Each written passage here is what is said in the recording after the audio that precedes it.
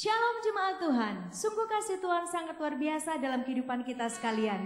Dimanapun Bapak Ibu Saudara berada saat ini, kita semua yakin dan percaya bahwa kita adalah bukti dari kasih perlindungan dan pemeliharaan Tuhan yang sungguh luar biasa. Dan mari bersama-sama kita mensyukuri akan kasih anugerah Tuhan, sebab Dia yang kita sembah adalah penebus bagi Bapak Ibu Saudara dan saya. Haleluya!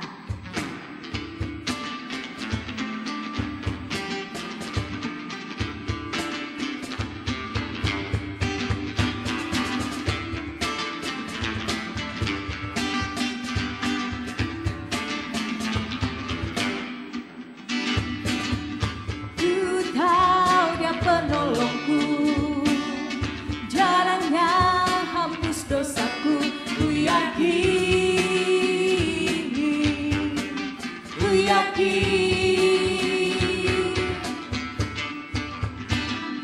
Dia angkat deritaku, sembuhkan sakitku, ku yakin.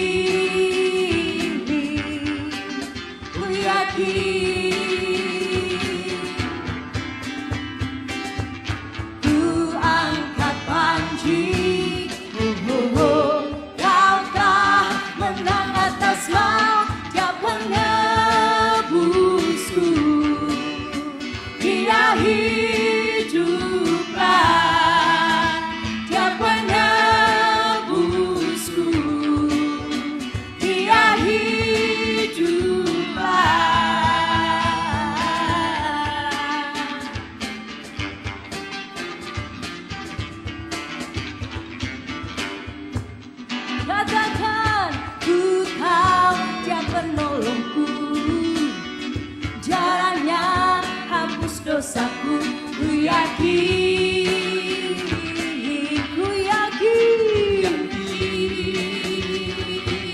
Dia angkat deritaku, sembuhkan sakitku, ku yakin. Ku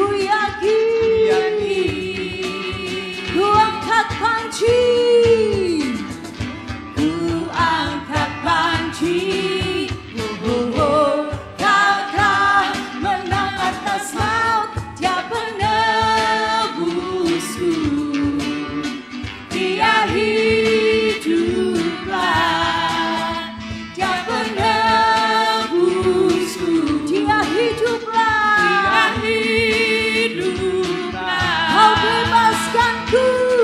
Kau bebaskanku,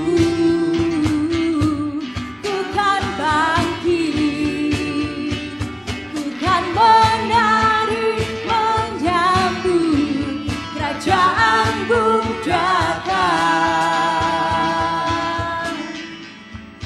Dia penebusku, Dia hiduplah, Dia penebusku, Dia hiduplah, Dia penebusku, Dia hiduplah, Dia penebusku, Dia hiduplah.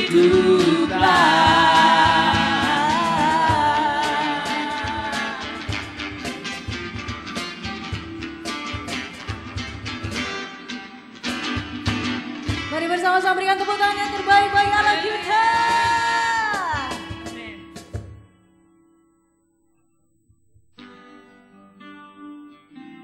Sungguh kami melihat dan menyadari ya Tuhan, bahwa kami ada saat ini adalah bukti kasih-Mu yang sungguh luar biasa dalam hidup kami.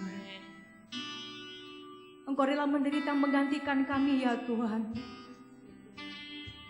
Dan dengan darah-Mu Engkau menyelamatkan setiap kami. Kami sungguh bersyukur buat kasih-Mu ya Tuhan. Kami sungguh bersyukur ya Bapa.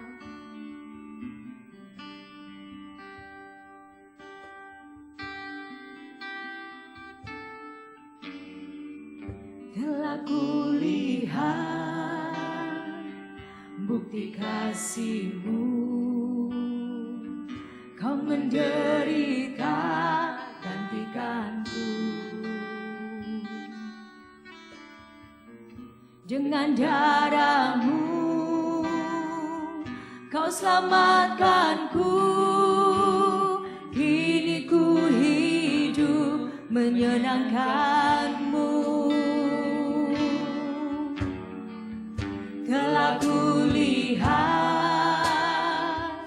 bukti kasih-Mu, Kau menderita gantikanku. Dengan darah-Mu Kau selamatkanku, kini ku hidup menyenangkan-Mu. Terlalu besar kasih-Mu Bapa, pengorbanan yang Kau berikan bagiku. Oh, terlalu mahal darah-Mu Yesus, tercurah untuk menebus hidupku.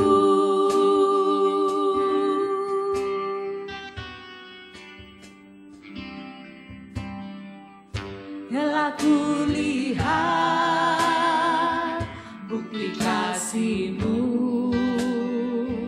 Kau menderita gantikanku. Dengan darah-Mu Kau selamatkanku, kini ku hidup menyenangkan-Mu.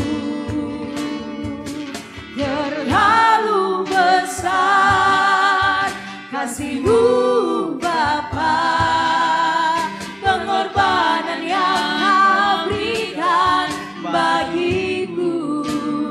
Oh, terlalu mahal darah-Mu Yesus, tercurah untuk menebus hidupku.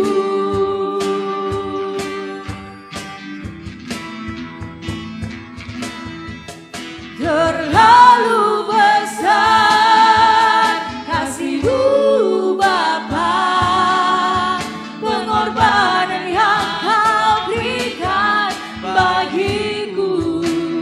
Oh, terlalu mahal darah-Mu Yesus, tercurah untuk menebus hidupku.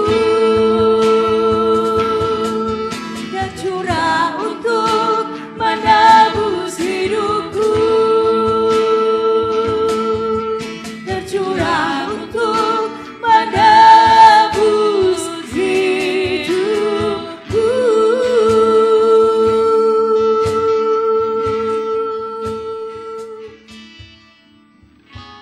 Kami sungguh bersyukur kepada-Mu ya Tuhan, bahwa segala kasih anugerah-Mu buat karya-Mu yang sungguh nyata dalam kehidupan kami. Amin. Terima kasih ya Bapa. Dan saat ini ya Tuhan, kami rindu untuk mendengar akan firman-Mu. Sebelumnya mari sucikan dan kuduskan segala keberadaan hidup kami, agar kami layak menerima akan firman-Mu. Dan hamba-Mu yang Kau percayakan untuk menyampaikan isi hati-Mu bagi kami. Mari memberkati hamba-Mu dengan urapan yang baru.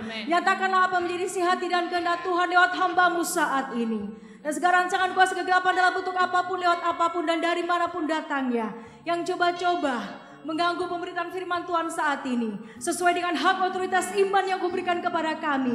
Kami berseru memanggil nama Tuhan, di dalam nama Tuhan Yesus Kristus. Kami akan patahkan, hancurkan semuanya di dalam nama Tuhan Yesus Kristus. Terima kasih Bapa. Berfirmanlah bagi kami semua, dan kami menyambut kebenaran firman Tuhan dengan penuh pengucapan syukur, hanya di dalam nama Tuhan Yesus Kristus. Haleluya. Amin. Shalom. Puji nama Tuhan, kita bersyukur bahwa Tuhan memberikan lagi kesempatan anugerah bagi kita untuk boleh beribadah pada saat hari ini, dan juga secara khusus dalam memperingati korban Kristus di atas kayu salib. Dalam tahun ini Tuhan memberikan lagi kesempatan anugerahnya bagi kita, dan kita sangat bersyukur untuk anugerah Tuhan ini. Nah, oleh karena itu pada kesempatan ini kita kembali akan merenungkan kebenaran firman Tuhan dan tentu saja dengan tidak melupakan khususnya bagi jemaat GPPS Jemaat Palu tentang apa yang menjadi pesan Tuhan pada tahun 2020, bekerjalah sebab aku ini menyertai kamu. Jadi dari pesan Tuhan ini kita kemudian akan merenungkan berbagai topik-topik yang akan kita pelajari daripada kebenaran firman Tuhan, termasuk pada peringatan hari pengorbanan Kristus di kayu salib Golgota yang sering disebut sebagai Jumat Agung. Kami juga tidak lupa pada kesempatan ini menyapa semua jemaat GPPS yang sedang mengikuti siaran live streaming maupun juga online ini. Dan selamat berjumpa dan juga secara khusus bagi saudara kekasih kita, khususnya GPPS Immanuel Manokwari yang sedang mengikuti siaran ini. Tuhan Yesus memberkati, salam sejahtera bagi kita semua. Puji nama Tuhan. Kiranya kita sekarang mau mempersiapkan hati kita dan segala kebenaran kita untuk menerima kebenaran firman Tuhan. Pada peringatan korban Kristus untuk tahun ini, topik yang akan kita sama-sama renungkan dan pelajari adalah anugerah terbesar. Anugerah terbesar. Nah, kita tentu paham apa arti kata anugerah. Dan itu adalah pemberian secara cuma-cuma atau pemberian secara gratis, penganugerahan. Dan kita tentu memahami bahwa dalam beberapa peristiwa ataupun juga dalam beberapa acara-acara tertentu seringkali ada dilakukan suatu penganugerahan, baik penghargaan dalam berbagai baik bidang ilmu ataupun disiplin ilmu maupun juga hal kemanusiaan dan berbagai macam bentuknya. Nah, sebagai orang percaya, kita pada saat ini mau belajar tentang anugerah terbesar. Sebab kalau kita memahami ini, kita akan dapat menjalani kehidupan kita sebagai orang percaya dengan tidak ada keraguan, kekhawatiran, ataupun intimidasi dalam bentuk ketakutan dalam berbagai macam realitas hidup yang hadir dalam kehidupan kita. Karena kita tahu apa itu anugerah terbesar, baik dalam kehidupan kita sesudah kita selesai menjalani hidup kita di dunia maupun selama kita menjalani hidup kita di dunia ini. Mari kita buka Alkitab kita masing-masing dan kita mau baca satu ayat yang dari sejak dahulu mungkin waktu masih kecil di sekolah minggu kita sudah ketahui ayat ini, bahkan telah dijadikan sebagai satu kidung pujian. Yohanes 3 ayat 16. Yohanes 3 ayat 16 berbunyi demikian. Kita baca bersama. Karena begitu besar kasih Allah akan dunia ini, sehingga ia telah mengaruniakan anaknya yang tunggal, supaya setiap orang yang percaya kepadanya tidak binasa, melainkan beroleh hidup yang kekal. Ya, ayat ini sudah sering kita baca. Namun pada kesempatan dan terlebih dalam situasi kondisi sekarang yang sedang dialami oleh manusia pada umumnya dan juga secara khusus bagi umat Tuhan, ini kembali perlu menjadi perenungan kita. Ya. Supaya di dalam kita menjalani kehidupan kita, kita dapat memahami secara kebenaran firman Tuhan tentang pengorbanan Kristus di atas kayu salib dan bagaimana kita menjalani hidup kita sebagai orang percaya yang masih sedang kita jalani saat ini. Baik, kita lanjut dulu. Ya, dari ayat yang kita baca ini menunjukkan bahwa sesungguhnya keselamatan adalah anugerah terbesar. Ya, kita tentu dapat memahami keselamatan macam apa yang dimaksudkan di sini. Mari kita renungkan dulu tentang keselamatan untuk kehidupan hari-hari. Semua orang mau selamat dan menikmati apa itu keselamatan dalam arti kehidupan hari-hari dari berbagai realita hidup yang kita hadapi. Ya, itu sebabnya ketika orang berpergian, kita ucapkan selamat jalan. Orang menikah, selamat berbahagia. Atau selamat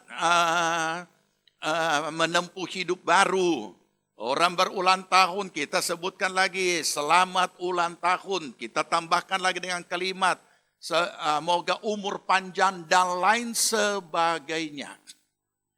Keselamatan yang diucapkan dalam kalimat ataupun kata keselamatan yang biasa diucapkan dalam ucapan-ucapan tertentu, itu hanya menunjukkan hal-hal khusus dari apa yang sedang diharapkan dalam hal tersebut.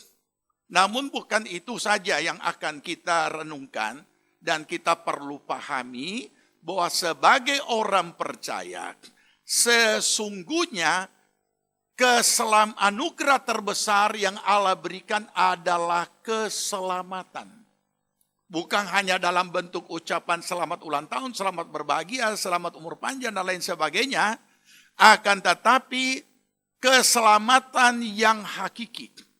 Atau boleh kita katakan anugerah terbesar adalah keselamatan yang Tuhan berikan kepada setiap orang yang percaya kepadanya. Mari perhatikan apa yang kita baca tadi. Ya.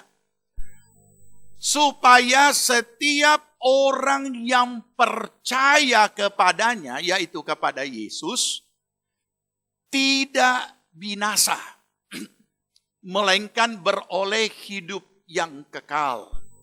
Saya ingin membawa kita untuk merenungkan pada perenungan peringatan korban Kristus di atas kayu salib. Mari kita merenungkan supaya setiap orang yang percaya kepadanya tidak binasa. Kata tidak binasa ini jangan kita anggap bahwa orang itu dalam perjalanan yang kita sebutkan selamat jalan, telah tiba dengan selamat. Dan tidak ada kecelakaan, tidak ada tabrakan dan lain sebagainya. Ini bukan hanya insiden-insiden tertentu. Kata tidak binasa ini bukan hanya adanya bencana-bencana yang kemudian tidak ada korban jiwa. Bukan. Ya. Dan bukan juga yang dimaksudkan bahwa tidak binasa ini ataupun kata binasa ini adalah suatu malapetaka, satu bencana, satu kecelakaan yang di dalamnya ada korban jiwa. Bukan. Bukan hanya sampai di situ. Tapi kata tidak binasa ini bukan hanya menyangkut kematian jasmani, bukan hanya menyangkut kerugian material di dalam diri seorang manusia, akan tetapi kata binasa ini adalah menyangkut penghukuman kekal, kebinasaan yang akan diterima oleh orang atau manusia tersebut untuk dia masuk di dalam neraka. Jadi mari kita renungkan. Ya. Oleh karena itu dikatakan supaya setiap orang yang percaya kepadanya tidak binasa, melainkan beroleh hidup yang kekal. Jadi di dalam Yesus Kristus ada kehidupan yang kekal. Ada suatu keselamatan luput daripada kebinasaan kekal. Ini tidak bisa kita anggap, ini hal dasar ini. Ini hanya hal biasa saja. Yang sebenarnya kita tidak perlu lagi untuk mengulang-ulangi. Namun justru inilah yang sering dilupakan. Inilah yang membuat kadangkala kita berjalan terlalu jauh dan kita lupa bahwa kita sudah meninggalkan dari mana kita start semula, dan pada akhirnya kita tersesat karena tidak sampai kepada tujuan yang sebenarnya. Nah, baik, mari kita lihat lebih lanjut dulu. Ya, jadi di sini menunjukkan bahwa keselamatan adalah anugerah terbesar. Oleh karena apa? 1 Petrus 2 ayat 24 berkata, Ia sendiri, yaitu Yesus, telah memikul dosa kita di dalam tubuhnya di kayu salib, supaya kita yang telah mati terhadap dosa, hidup untuk kebenaran. Oleh bilur-bilurnya kamu telah sembuh. Jadi dari ayat ini kita semakin memahami apa yang dimaksudkan dengan binasa dan hidup yang kekal. Dan ternyata yang membuat orang itu binasa, sekali lagi, adalah dosa. Dan ini bukan hanya sekedar kematian tubuh, kemudian seorang manusia mati, kemudian dikuburkan dan selesai. Tetapi adalah suatu kematian secara jasmani yang kemudian dilanjutkan dengan penghukuman, penghakiman dan penghukuman. Yaitu binasa. Masuk di dalam kebinasaan. Jadi dikatakan, supaya siapa yang percaya tidak binasa. Saya mengajak setiap pribadi orang percaya untuk merenungkan. Setiap jemaat Tuhan coba renungkan dengan serius, renungkan dengan hikmat Allah, dan dapat menemukan bahwa saudara dan saya sebagai orang percaya dikatakan tidak akan binasa. Ya, secara manusia, tubuh manusia ini mungkin ya saatnya satu saat akan mati. Berakhir, selesai. Tetapi tidak akan binasa. Melainkan beroleh hidup yang kekal. Nah, saudara, mari kita renungkan hal ini. Apa maksudnya? Nanti kita akan mengerti mengapa saya memulai dari sini dan menjelaskan dari sini. Kita bertolak untuk lebih mendalami. Ya. Nah, kemudian kita lihat lagi. Kolose 1:19 dan ayat 20. Karena seluruh kepenuhan Allah berkenan diam di dalam Dia, yaitu Yesus. Dan oleh Dialah Ia yang memperdamaikan segala sesuatu dengan dirinya. Baik yang di bumi maupun yang di sorga. Sesudah Ia mengadakan pendamaian oleh darah salib Kristus. Mari kita renungkan ini. Jadi Yesuslah satu-satunya jalan keselamatan, anugerah terbesar yang Bapa di sorga sediakan bagi setiap orang yang percaya, yaitu saudara dan saya. Sejenak mungkin kita akan berkata, kok diulang-ulang itu. Baik, nanti kita akan mengerti. Mengapa ini harus tertanam dengan begitu rupa di dalam iman kita tentang kebenaran ini? Karena nanti kita akan ketahui, ya. Maksudnya seperti ini. Tidak binasa, melainkan beroleh hidup yang kekal. Berarti urusan akhirat sudah beres. Ini. Bagi orang percaya, bagi saudara dan saya, urusan akhirat sudah beres. Kalau boleh dikatakan secara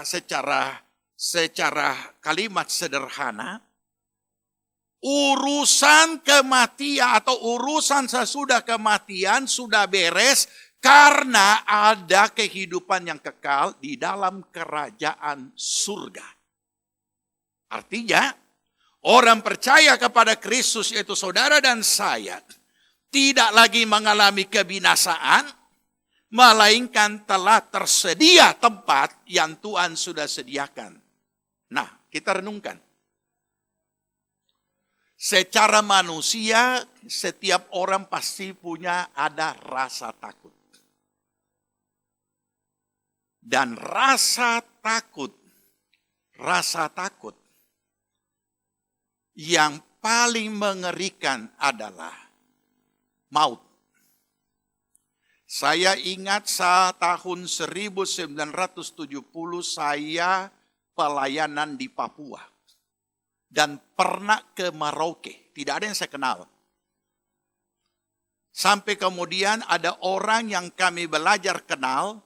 Dan kemudian dia memberikan tempat untuk kami bisa menginap di rumahnya.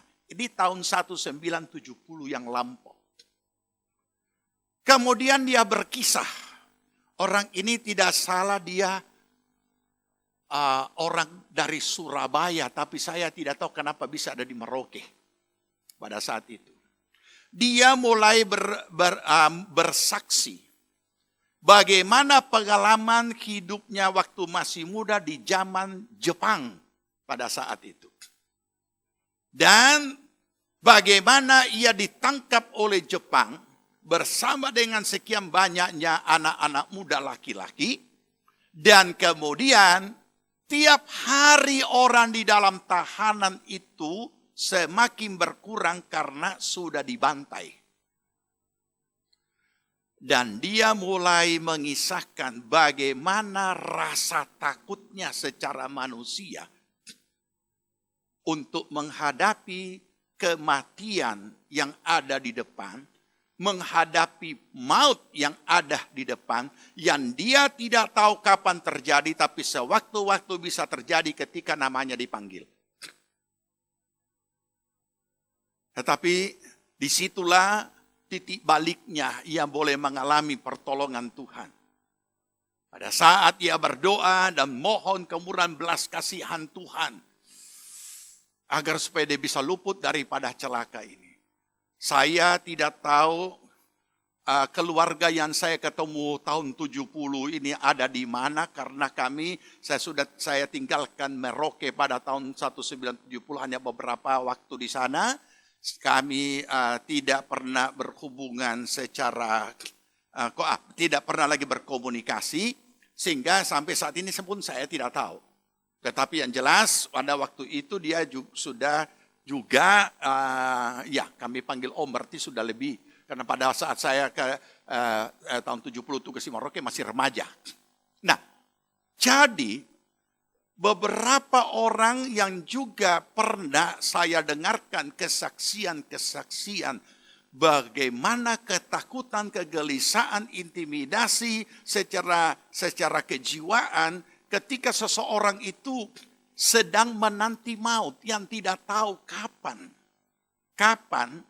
tapi sewaktu-waktu bisa datang. Itu hal yang sangat menderita dan suatu depresi yang sangat berat. Ini sama saja ketika orang sedang menunggu hukuman mati pada saat regu penembak sudah siap untuk menyelesaikan. Nah, jadi gambaran secara manusia biasa bagaimana ketakutan menghadapi maut itu secara umum ada pada semua orang, hanya kadarnya beda-beda.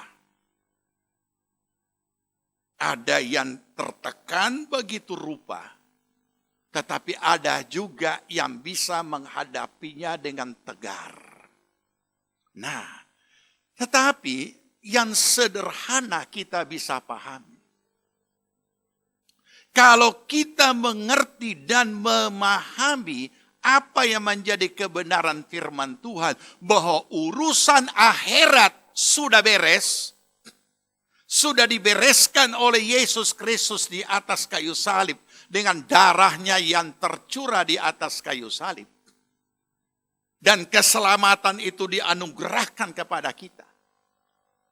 Pengampunan dosa itu dianugerahkan pada kita. Darah Yesus menyucikan kita dari segala dosa. Maka kekuatan iman yang ada di dalam diri kita melalui firman Allah, karena iman datang dari mendengar firman, kebenaran tentang keselamatan hidup yang kekal yang ada di dalam Yesus Kristus akan membuat kita tidak ada lagi suatu kebimbangan, ketakutan, kekhawatiran tentang urusan akhirat. Ini dulu. Ya. Sebab ketika urusan akhirat itu belum beres, belum ada penyelesaian, ini yang membuat seringkali orang semakin tertekan di dalam kehidupannya.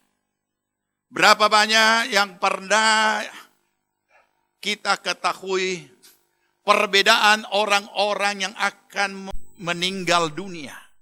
Ada perbedaan yang nyata. Ada yang gelisah, ada yang keadaannya begitu sukar, ada yang berangkat dengan tenang. Berarti dia sudah siap. Dia sudah tahu bahwa dia ada urusan akhiratnya sudah beres. Dia sudah yakini di dalam kehidupannya bahwa dia telah dijemput para malaikat. Rumah Bapa di sorga sudah tersedia baginya. Di dalam rumah Bapakku adalah banyak tempat, kata Yesus. Nah, saudaraku yang dikasihi Tuhan. Ini yang akan membuat juga kita menjadi tenang, damai sejahtera, sukacita di dalam menjalani hidup di dunia yang masih sedang kita jalani. Karena urusan akhirat sudah beres. Jadi sekalipun urusan akhirat sudah beres, kita masih hidup di dunia, ini sudah merupakan satu kekuatan yang begitu dahsyat untuk di dalam kita menjalani kehidupan kita, karena kita tahu sana sudah beres. Tidak ada penghukuman. Tidak ada lagi neraka yang menunggu. Dan yang ada adalah masuk dalam kemuliaan Allah. Nah, pertanyaannya sekarang, apakah saudara sudah terima Yesus secara pribadi? Saudara setiap yang mendengar dan mengikuti akan tayangan ini, apakah saudara pribadi sudah memiliki iman bahwa urusan akhirat saudara sudah beres? Mari renungkan. Kalau belum, maka perlu disadari. Tidak ada oknum lain yang dapat membereskan urusan akhirat selain Yesus Kristus melalui pengorbanannya di atas kayu salib. Dengan darah yang tercurah. Tinggal kita membuka hati, mohon pengampunan, mengaku dosa, minta darah Yesus menyucikan, dan mengundang Yesus masuk di dalam hati kita. Dan kita menjadi seorang percaya dan terima dia sebagai Tuhan dan Juru Selamat dan sebagai Raja atas segala raja dalam kehidupan kita. Berarti urusan akhirat saudara sudah beres. Nah, tahukah saudara?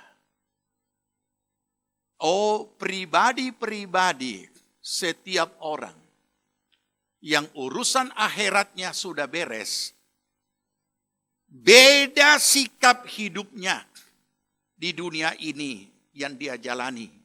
Karena dia tahu urusan akhirat sudah beres. Oke? Sekarang kita mau merenungkan. Ini bicara akhirat sudah selesai. Sekarang kita mau merenungkan. Bagaimana dengan orang-orang percaya yang urusan akhiratnya sudah beres menjalani hidupnya di dunia? Ya. Mari kita lihat di sini.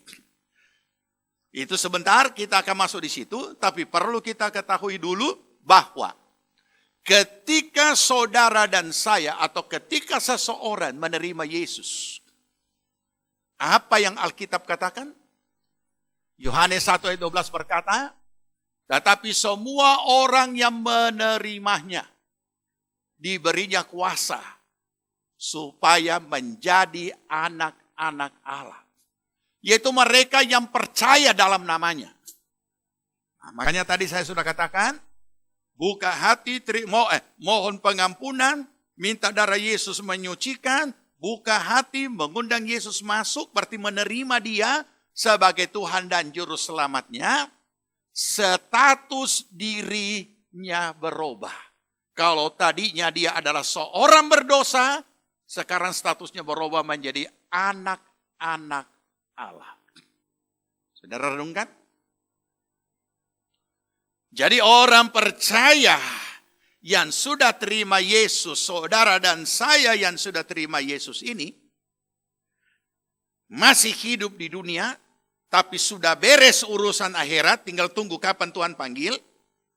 Keberadaan kita sebagai orang percaya, tadinya manusia berdosa, sekarang disebut anak-anak Allah.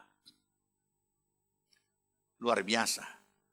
Dan semua kebenaran ini akan menjadi satu kekuatan iman yang luar biasa untuk kita menjalani hidup kita di dunia ini.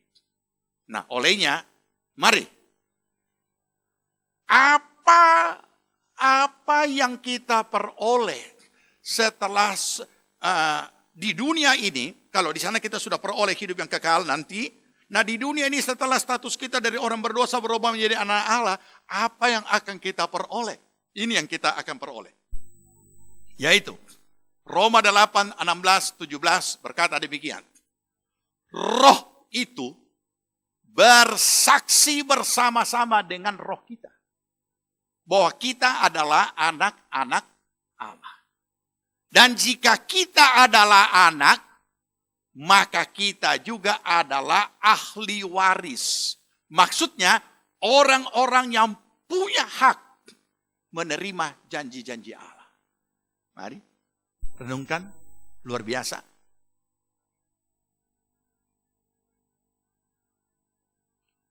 Punya hak, kalau saya boleh istilahkan, setiap orang yang sudah menjadi percaya kepada Kristus punya hak yang namanya hak iman.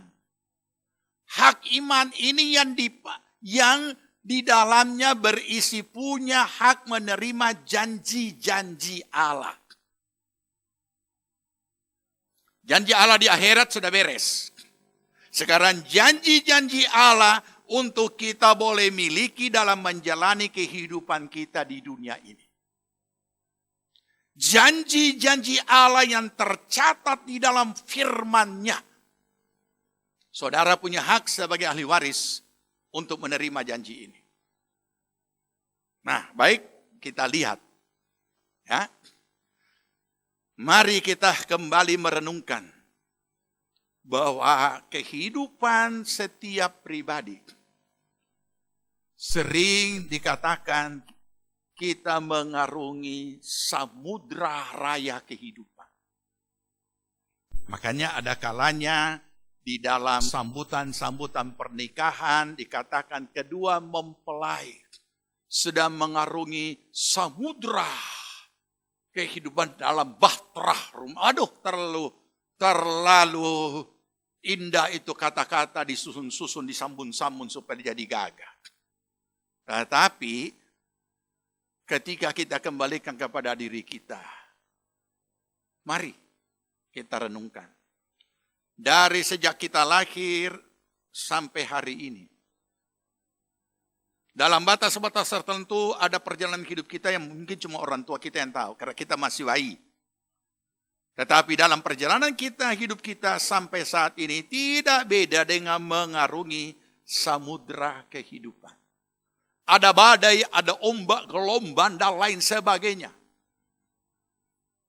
Minggu yang lalu saya sudah ingatkan bahwa realitas-realitas hidup itu ada kalanya hadir mempermain-mainkan hidup kita.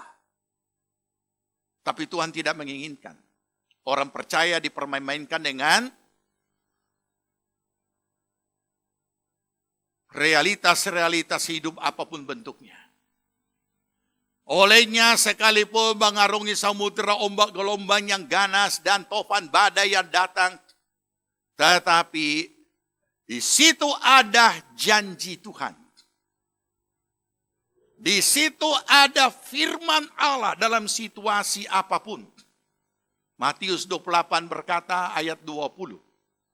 Dan ketahuilah, aku menyertai kamu senantiasa sampai kepada akhir zaman. Saudara, mari kita renungkan. Jadi penyertaan Tuhan bukan hanya dikatakan 1 hari 24 jam dan jam yang ke-25 tidak, tapi dikatakan sampai kepada akhir zaman. Berarti Tuhan tidak pernah meninggalkan kita sedetik pun di dalam kehidupan kita sepanjang umur hidup kita. Bahkan sampai akhir zaman. Tuhan menyertai kita. Nah, ini janji Tuhan. Dan saudara dan saya sebagai anak punya hak menikmati penyertaan Tuhan. Jadi kalau dalam misalnya contoh dalam tahun ini ada pesan Tuhan, bekerjalah sebab aku ini menyertai kamu. Awal 1 Januari ini dibahas, kita belum pernah membayangkan apa yang akan terjadi dalam tahun 2020. Tetapi setelah berjalan bulan demi bulan sampai kepada saat bulan ini, April ini, maka kita mulai memahami bahwa rupanya penyertaan Tuhan ini perlu disadari, perlu dialami, dan perlu diimani. Karena ada gejolak-gejolak badai, tofan yang dahsyat dan lain sebagainya, apapun sebutannya yang sedang terjadi, yang pada saat ini sedang kita alami. Saya tidak akan menyebutkan lagi, apalagi membahas tentang COVID-19, tidak. Tapi yang jelas itu sudah cukup. Kita dengar dari berbagai sumber. Mulai dari sumber yang resmi, sampai kepada sumber yang tidak resmi, sampai sumber yang namanya teori konspirasi, analisa-analisa yang berdasarkan teori konspirasi, baik dari segi politis, baik dari segi ekonomi, ditambah lagi hamba-hamba Tuhan juga membahasnya dengan pemahaman yang dia anggap sudah itu dan lain sebagainya. Tetapi jangan lupa, aku menyertai kamu senantiasa sampai kepada akhir zaman. Justru yang saya mau ingatkan adalah kata akhir zaman. Dengan peristiwa yang sedang menimpa, musibah, wabah yang sedang menimpa seluruh dunia ini. Ya, beberapa hamba Tuhan menghubung-hubungkannya dengan akhir zaman. Ya, tidak salah. Bahkan ada juga yang menyebut dirinya nabi, juga menyampaikan ini. Bahkan ada yang lebih juga berkata, Tuhan bilang suruh saya menghardik itu wabah. Saudara, itu saya tidak mau pusingkan itu. Sehingga pada saat ini kita ketemu di medsos, antara hamba Tuhan saling komplain dan lain sebagainya. Dan lain itu semakin membingungkan jemaat. Kemudian apapun yang sedang terjadi, secara alkitabiah kita menyadari memang ini akhir zaman. Dan kalau boleh saya katakan, ini bukan cuma akhir zaman, ini adalah penghujung akhir zaman. Berarti sudah sangat segera berakhir. Perenungan kita kembali kepada ini ayat. Apa yang kita temukan dalam ayat ini? Tuhan sudah menyampaikan segala sesuatu masalah dahsyat, hal-hal dahsyat, hal-hal mengerikan, peristiwa-peristiwa yang luar biasa akan menimpa dunia ini. baik manusianya maupun ekonominya, maupun juga politik, maupun juga wabah, maupun juga alam semesta, maupun juga jagat raya, maupun juga dengan keberadaan orang-orang percaya. Yesus sudah menyampaikan semua lengkap di Matius 24. Dan ayat ini berkata, dan ketahuilah. Allah menginginkan supaya orang-orang percaya ini semakin mengetahui, mendalami, meyakini penyertaan Tuhan. Di akhir zaman, bahkan di penghujung akhir zaman. Jadi sebenarnya kita ini semua membawa berita yang tertulis ini. Matius 28:20. Jadi orang-orang itu diingatkan supaya mereka mengetahui Tuhan menyertaimu. Pada akhir zaman ini. Yang saya jadi aneh. Peristiwa-peristiwa yang terjadi dijadikan juga kesempatan untuk mengintimidasi secara rohani umat Tuhan. Harusnya umat Tuhan justru dibawa kepada persiapan menanti kedatangan Tuhan dengan hati yang sukacita karena kita sudah sangat merindukan kedatangannya. Dengan semangat dan roh yang menyala-nyala di dalam kehidupannya. Dan penyertaan Tuhan dan kehadiran Tuhan dalam segala sesuatu, dalam situasi kondisi yang sedang menimpa akhir zaman ini. Bukan ditakut-takuti. Akhirnya perubahan itu terjadi hanya karena takut. Begitu selesai, sudah, jadi lagi. Mereka punya kelakuan. Jadi marilah kita hamba-hamba Tuhan juga saya menghimbau. Mari kita bijak. Mempersiapkan umat Tuhan menyambut keangkatan. Mari kita bijaksana. Ya, supaya mereka itu benar-benar mempersiapkan diri dalam keangkatan. Dan juga segera bisa terjadi sewaktu-waktu. Bukan mengintimidasi mereka. Orang sudah terintimidasi dengan wabah, orang terintimidasi lagi dengan ayat-ayat, sehingga mereka bukan menyambut dengan sukacita kedatangan Tuhan, mereka membuat pertobatan palsu. Oleh karena apa? Hanya karena takut. Nah, inilah yang perlu kita sadari. Mari, supaya saya menghimbau, mari kita bersama-sama untuk memahami ini. Aku menyertai kamu senantiasa sampai pada akhir zaman. Dan ini menunjukkan bahwa setiap langkah perjalanan hidup kita, kalau kita istilahkan perjalanan, ataupun setiap samudra hidup yang kita arungi dengan ombak, gelombang, topan, badai, Tuhan hadir menyertai kita senantiasa dalam situasi apapun. Dan ini adalah janji. Dan jangan lupa, janji itu diberikan kepada ahli waris, yaitu kepada anak-anak Allah. Kapan itu? Ketika seorang berdosa berubah dan memohon pengampunan, menerima Yesus dan menjadi orang percaya, statusnya berubah menjadi anak-anak Allah. Camkan ini, saudara. Nah, baru kita bisa lanjut.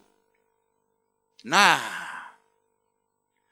sementara kita mengarungi samudera hidup kita, ataupun perjalanan kehidupan kita, jangan kita lupa. Iblis setiap saat tidak akan pernah kehabisan cara untuk menghancurkan orang-orang percaya. Yohanes 10:10 berkata, pencuri datang hanya untuk mencuri dan membunuh dan membinasakan. Aku datang supaya mereka mempunyai hidup dan mempunyainya dalam segala kelimpahan. Jadi mari kita sadari akan hal ini. Bahwa ada satu oknum yang sedang kita hadapi di dalam perjalanan hidup kita. yang setiap saat selalu mau menghancurkan kita. Bahkan dikatakan sini, membinasakan. Jangan lupa itu. Nah, olehnya,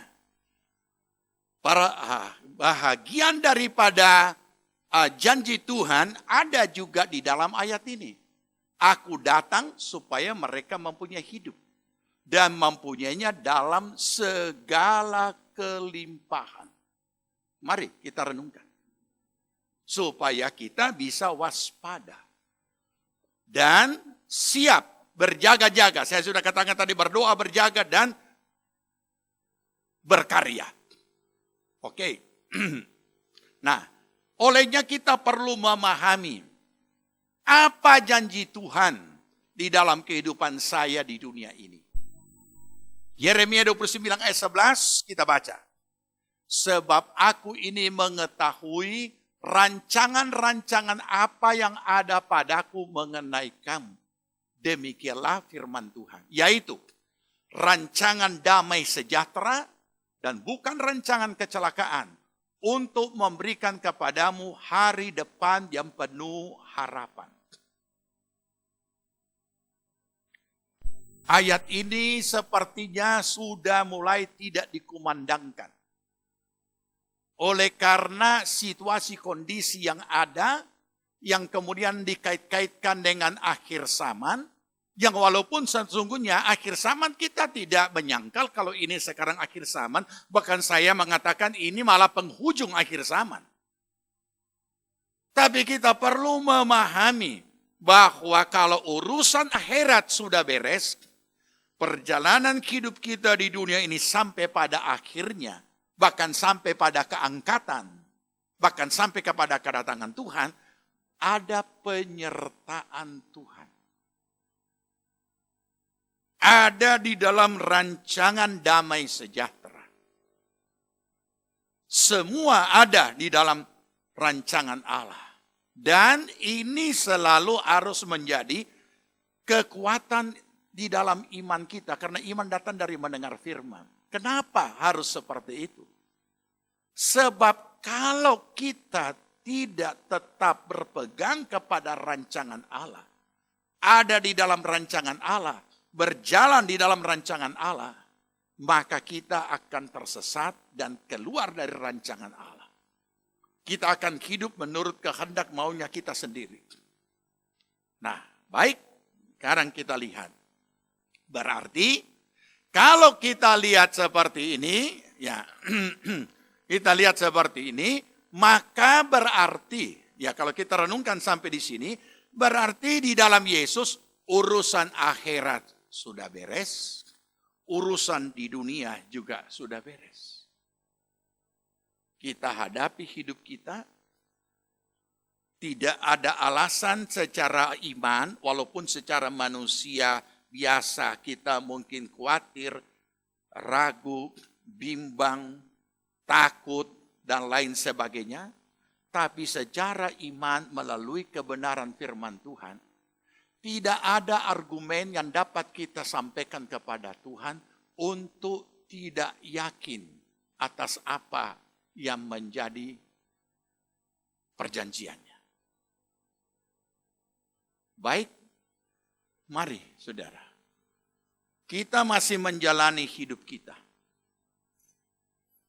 Kita masih menghadapi realita-realita yang ada.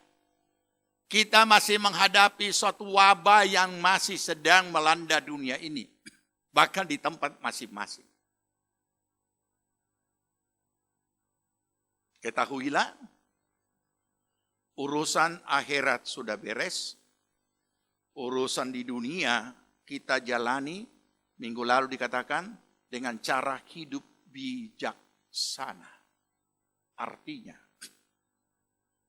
kalau urusan akhirat sudah beres, berarti kapan saja kita dipanggil Tuhan, tidak ada masalah. Tidak ada masalah. Tapi karena kita masih hidup saat ini, maka tentu saja kita juga perlu bijak. Kita tahu apa yang sedang terjadi. Kita tahu ada wabah, ada celaka, ada hal yang bisa membuat orang bukan cuma sakit tapi mati. Ya berarti kita harus bijaksana. Kita jalani hidup kita dengan tetap optimis karena disertai oleh Tuhan. Dan selalu ada saja Tuhan berikan jalan bagaimana kita menjalani hidup kita ini dengan situasi kondisi yang ada. Bahkan ada hal-hal yang kita tidak duga, kebiasaan yang tidak pernah kita lakukan, cara bisnis yang tidak biasa kita lakukan, tiba-tiba diberikan hikmat untuk bisa kita lakukan. Ada cara belajar yang tidak biasa kita lakukan selama ini, ternyata ada cara baru yang Tuhan berikan. Tidak mungkin kita katakan, ya sudah karena kondisi seperti ini ya kita tidak usah berbuat apa-apa. Justru di sinilah setiap pribadi ditantang untuk kreatif dan inovatif. Kami tidak pernah menduga peristiwa ini sedang terjadi.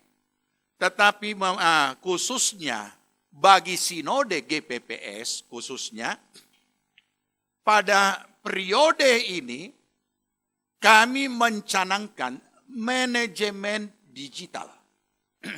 Belum pernah menyangka kalau ada peristiwa seperti ini. Maka di dalam periode ini kami canangkan manajemen digital. Jadi kami menganjurkan supaya surat apapun dikirim secara email. Dan kemudian kami juga menganjurkan semua hamba-hamba Tuhan. Begitu ada berkat, beli laptop. Karena laptop bukan lagi suatu barang mewah, tapi itu adalah kebutuhan. Kemudian kami juga dalam manajemen digital ini semua serba bertahap kita lakukan digital. Nah, kemudian kami juga tingkatkan kearsipan digital. Apa sebab? Karena semua dokumen yang kemudian dalam bentuk fisik kertas hancur dimakan rayap. Nah, setelah tahap-tahap itu mulai berjalan, tapi belum menyeluruh. Kami kemudian lihat di Rakerda masih sangat minim. Rakerda yang dimana semua yang hadir itu bawa laptop. Mungkin cuma 1-2 MD atau 1-2 daerah yang seluruh hamba-hamba Tuhannya bawa laptop.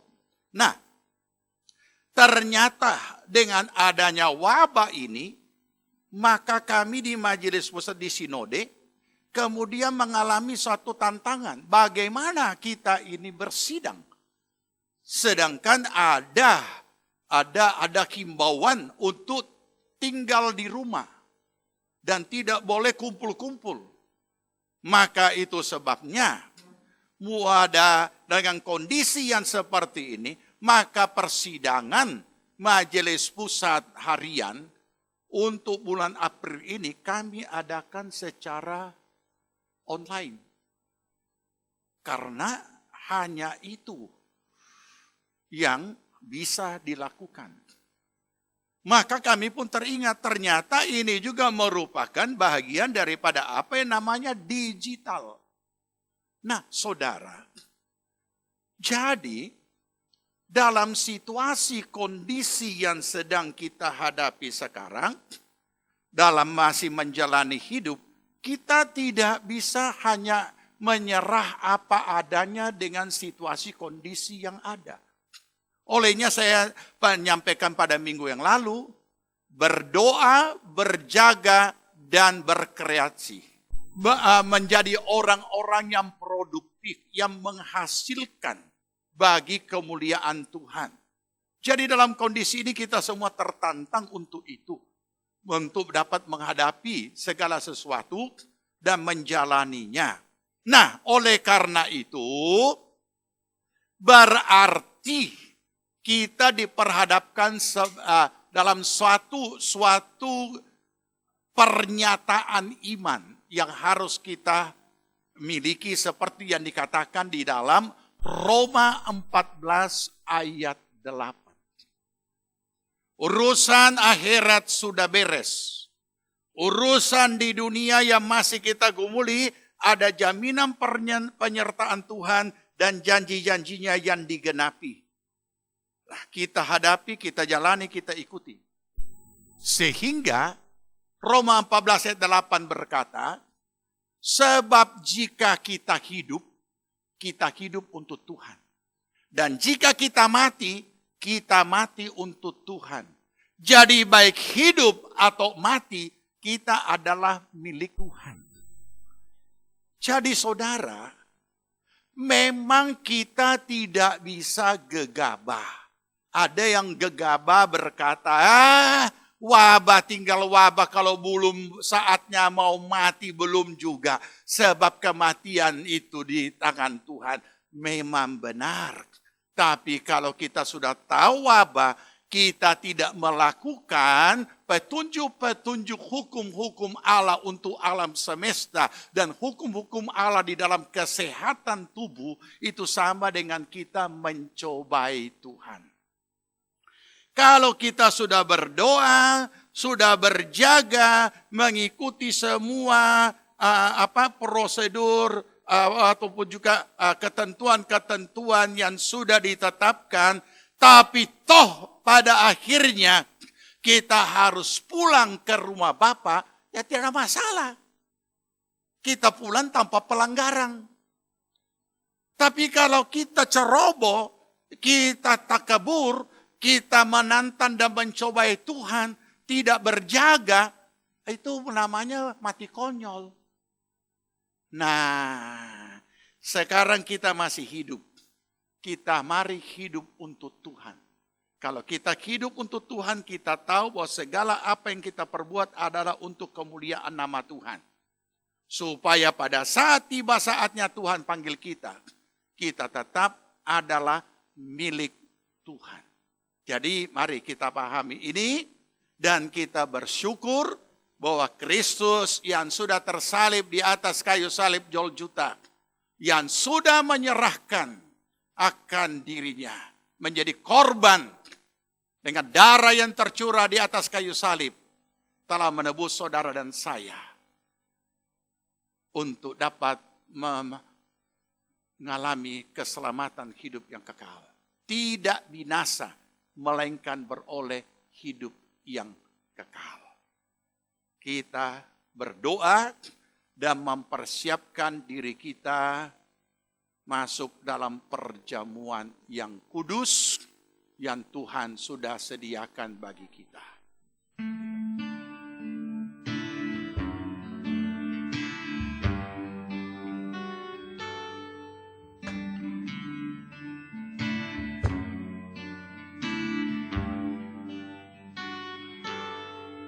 Betapa besar kasih-Mu Allahku, sehingga Kau berikan Yesus padaku, supaya aku tidak binasa, melainkan beroleh hidup yang kekal.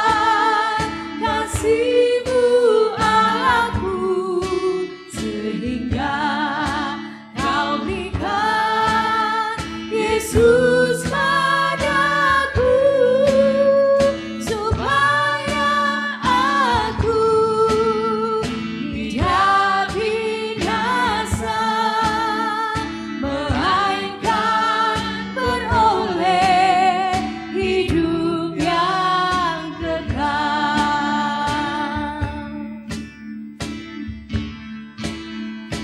Ku sembah Kau, ku sembah Kau, Engkau yang layak untuk ku sembah. Ku sembah Kau, ku sembah Kau, Engkau yang layak untuk ku sembah. Engkau yang layak untuk ku sembah. Engkau yang layak untuk ku sembah. Kita berdoa. Bapa di sorga, terima kasih. Kami sudah belajar dari firman. Kami bersyukur bahwa Tuhan memberikan lagi kami kesempatan anugerah dalam tahun ini untuk kami boleh bersekutu dalam perjamuan yang kudus. Kami boleh beribadah kepadamu. Kami boleh memperingati, merenungkan korban Kristus di atas kayu salib yang telah menyelamatkan kami semua. Terima kasih Bapa di sorga, kami mengucap syukur, dan biarlah kebenaran firman Tuhan meteraikan di dalam hati kami masing-masing. Supaya kami menyadari keselamatan adalah anugerah terbesar. Sudah menyelesaikan urusan akhirat. Dan untuk urusan di dunia yang sedang kami jalani, ada penyertaan Tuhan yang disertai dengan janji-janji. Dan kami punya hak untuk menikmatinya karena Tuhan yang mengatakannya demikian. Terima kasih Bapa, terpujilah nama Tuhan. Sucikan hati kami, pikiran kami, segenap keberadaan kami. Ampuni segala yang tidak berkenan melalui perkataan, perbuatan, pikiran, dan perbuatan kami. Sucikan kami dengan darah Yesus Kristus. Darah Tuhan Yesus Kristus menutup semua cacat celah kami. Dan berkatilah roti dan anggur ini Tuhan. Agar ini bukan hanya sekedar upacara, tetapi adalah persekutuan di dalam tubuh dan darah Kristus. Terpujilah namamu. Sehingga setiap pribadi boleh dijamu oleh Tuhan, dikuatkan, disegarkan, dihiburkan. Dan diberikan damai sejahtera. Dan juga mengalami kesembuhan daripadamu. Terima kasih Bapa. Terima kasih Tuhan Yesus Roh Kudus, terima kasih. Kami mengucap syukur dalam nama Tuhan Yesus Kristus. Amin. Puji nama Tuhan, jemaat Tuhan yang dikasihi Tuhan dimanapun saudara berada. Kita akan bersama-sama bersekutu dalam perjamuan yang kudus. Sebelumnya itu, dan untuk mempersiapkan diri, saya akan bacakan firman Tuhan untuk membantu kita mempersiapkan diri. Mari kita mempersiapkan diri. Demikian firman Tuhan. Barang siapa dengan cara yang tidak layak makan roti atau minum cawan Tuhan, ia berdosa terhadap tubuh dan darah Tuhan. Karena itu hendaklah tiap-tiap orang menguji dirinya sendiri, dan baru sesudah itu ia makan roti dan minum dari cawan itu. Karena barang siapa makan dan minum tanpa mengakui tubuh Tuhan, ia mendatangkan hukuman atas dirinya. Sebab itu banyak di antara kamu yang lemah dan sakit, dan tidak sedikit yang meninggal. Kalau kita menguji diri kita sendiri, hukuman tidak menimpa kita. Terima kasih Tuhan. Terima kasih Yesus. Jika saudara telah siap, angkat roti di hadapan hadirat Tuhan dan dengarkan firman Tuhan. Sebab apa yang telah kuteruskan kepadamu, telah aku terima dari Tuhan. Yaitu bahwa Tuhan Yesus pada malam waktu ia diserahkan mengambil roti. Dan sesudah itu ia mengucap syukur atasnya, ia memecah-mecahkannya dan berkata, inilah tubuhku yang diserahkan bagi kamu. Perbuatlah ini menjadi peringatan akan daku. Jemaat Tuhan yang dikasihi Tuhan. Bukankah roti yang kita pecah-pecahkan ini adalah persekutuan di dalam tubuh Kristus? Amin. Mari kita makan sama-sama dengan percaya dan penuh syukur dalam nama Tuhan Yesus Kristus.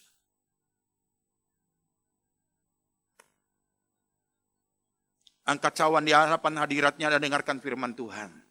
Demikian juga ia mengambil cawan sesudah makan dan berkata, cawan ini adalah perjanjian baru yang dimeteraikan oleh darahku. Perbuatlah ini setiap kali kamu meminumnya menjadi peringatan akan daku. Sebab setiap kali kamu makan roti ini dan minum dari cawan ini, kamu memberitakan kematian Tuhan Yesus sampai ia datang kembali. Jemaat Tuhan yang dikasihi Tuhan, bukankah cawan pengucapan syukur yang atasnya kita ucapkan syukur adalah persekutuan di dalam darah Kristus? Amin. Kita minum dengan percaya dan penuh syukur dalam nama Tuhan Yesus.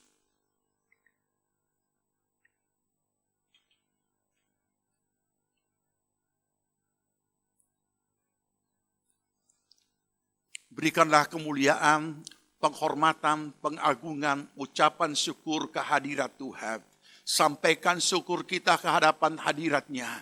Naikkan syukur di hadapan hadirat Tuhan. Ku sembah Kau, ku sembah Kau, Engkau yang layak untuk ku sembah.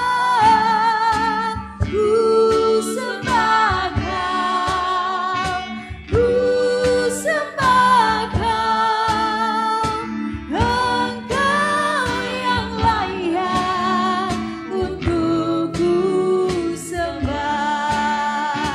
Engkau yang layak untuk ku sembah. Engkau yang layak untuk ku sembah. Terima kasih Bapa di sorga buat anugerah keselamatan hidup yang kekal dalam Yesus Kristus Putramu yang tunggal. Terima kasih Tuhan Yesus untuk pengorbananmu di atas kayu salib. Dengan darah yang tercurah telah menebus kami dari segala dosa. Dan kami boleh menjadi anak-anak Allah yang dikasihi Tuhan. Terima kasih Roh Kudus untuk penyertaan-Mu dan penolong yang telah Engkau nyatakan dalam kehidupan kami. Sehingga kami boleh menikmati pertolongan, penyertaan dan campur tangan Tuhan dalam segala perkara dalam kehidupan kami. Engkau terus boleh menguatkan kami dan selalu menolong akan kami dalam segala apapun yang kami hadapi dalam kehidupan kami. Terpujilah nama Tuhan. Terima kasih Tuhan. Terima kasih untuk lawatan-Mu, terima kasih untuk jamahan Tuhan. Terima kasih Tuhan sudah menguatkan, menghiburkan, menyembuhkan. Tuhan sudah memulihkan. Terima kasih, kami mengucap syukur. Terpuji nama-Mu. Dalam nama Tuhan Yesus Kristus kami alaskan doa dan syukur kami. Amin.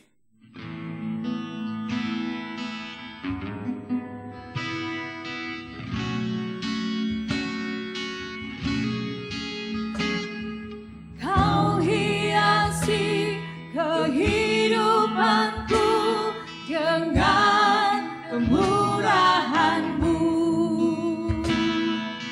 Kau rancangkan masa depanku penuh dengan harapan. Aku ada saat ini semuanya karena kasih-Mu.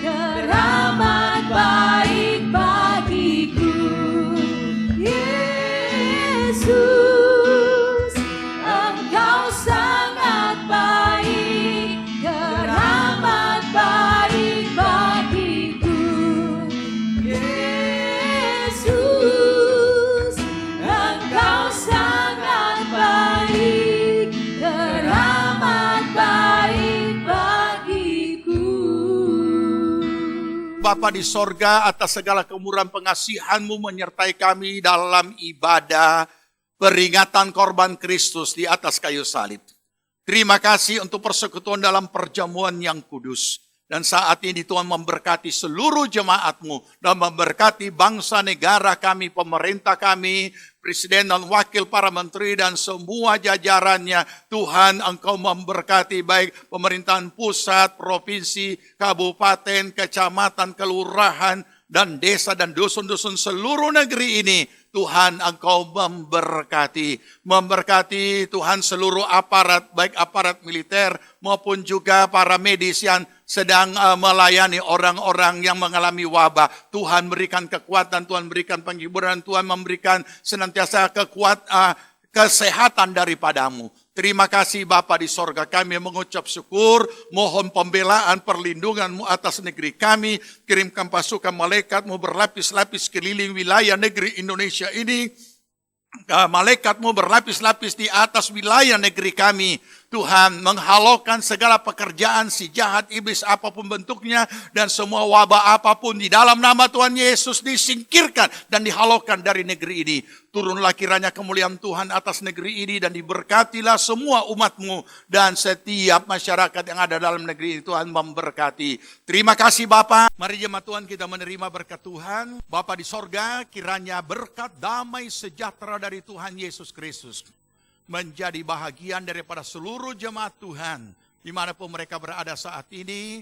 Pengasihan daripada Allah Bapa di sorga dan persekutuan Roh Kudus menyertai kita semuanya dari saat ini dan membuat berhasil segala yang kita kerjakan dan dibuatnya kita hidup bijaksana. Di dalam nama Tuhan Yesus Kristus. Amin.